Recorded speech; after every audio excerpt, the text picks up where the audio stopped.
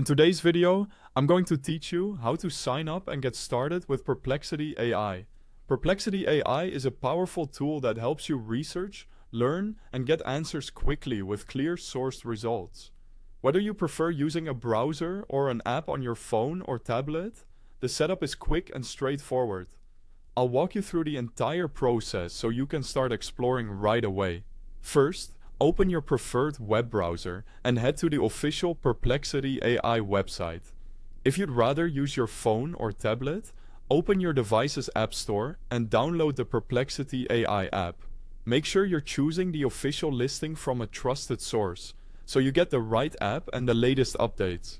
If you're on a slower connection, give the page or the app a moment to load fully before moving on. On the homepage or app welcome screen, look for the sign up button and click it. This takes you to the account creation page. If you don't see it right away, scroll a bit or check the top navigation bar.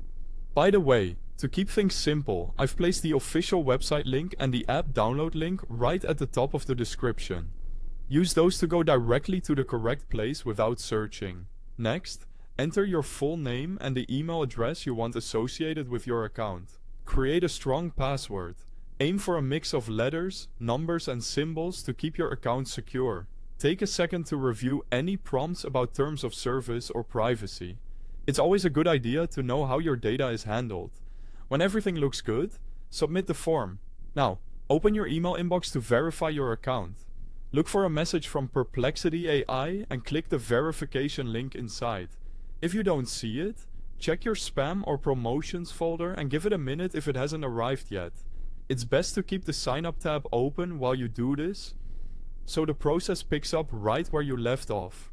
Once your email is confirmed, go back to the website or open the app again.